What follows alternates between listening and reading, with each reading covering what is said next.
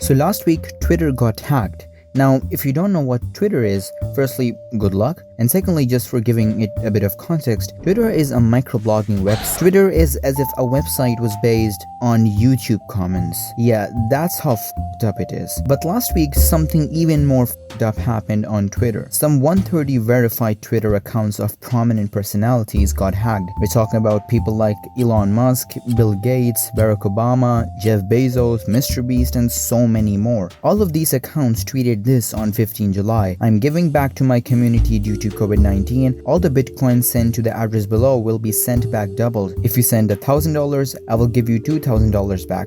Now, these bitcoin scams on Twitter are nothing new, especially associating with Elon Musk. Every once in a few months, there is a new verified Twitter account that is hacked, pretends to be Elon Musk, tweets out something similar like this, and gets away with scamming potentially thousands of people. So the question is, how was this event or these tweets any different? Why does Twitter seems to be failing in competing these hackers over and over again? And perhaps more importantly, why does this particular event matters?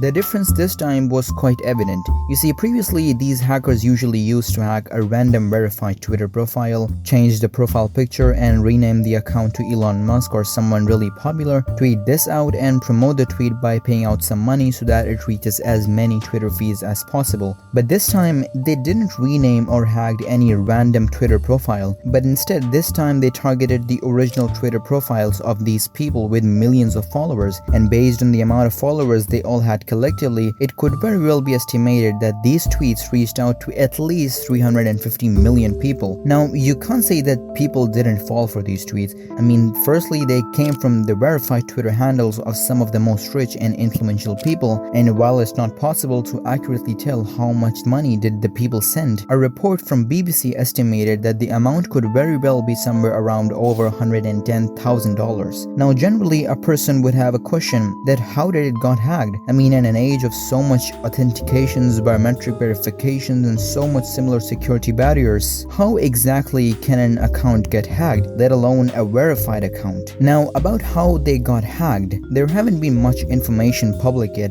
but right after this happened, Twitter tweeted out this that they detected what they believe to be a social engineering attack by a group of people who targeted some of Twitter employees. Yeah, this is as screwed as it sounds. The fact that social media accounts of these incredibly powerful people can be impacted by an attack like this, it raises an important question. How are we safe? Which also leads us to our next part of this video, which is the impact of this event and why it matters that much. You see, very easily, this is probably one of the biggest cybersecurity disasters of recent memory. I mean, think about this, 130 of the world's most influential people we are talking about, and the fact that Twitter handles of people like Joe Biden, who is, might I add, a United States 2020 presidential candidate, the richest person like Jeff Bezos, the fact that their Twitter handles got hacked and essentially so easily, it raises some really important questions about cybersecurity overall. I mean, what goes to say that someone cannot read your inbox, your text messages, your private information? What goes to say someone cannot sneak in your video chats? The fact that it can happen to these people so easily, how in any way a general user like you and me is safe?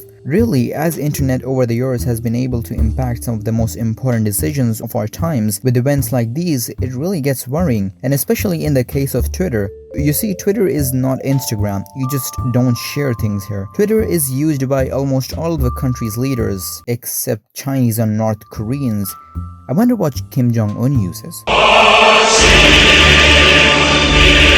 Twitter is used by military agencies, the intelligence agencies, to formally communicate with the people, and what goes on their Twitter handles really matters. It can very well be impactful on the global politics, and the fact that this event has been a thing, it really makes you question, would people be able to trust these accounts in the future? I mean, imagine if someone got into Trump's account and tweeted that we are nuking North Korea. I mean, it really can be hard to tell, especially in the case of Trump. And really, this event just goes goes far beyond a group of internet hackers stealing your bitcoins. Today, sure, they are doing this. Tomorrow, it might very well be something a bit more serious. And as I mentioned, how it can affect people's trust on these social media's applications in general, with the world's most important elections ahead this year in 2020, there are some really valid questions to be asked about these applications in general, especially with the previous 2016 United States elections also being under a sight of a similar scandal of Cambridge Analytica with Facebook that time. I'm definitely a bit more concerned about this than before, but I'm also really interested in seeing how people and these massive companies will respond to the future events, because living in an age of so much of our information out there with these massive companies, our information is really what seems to be at stakes at times.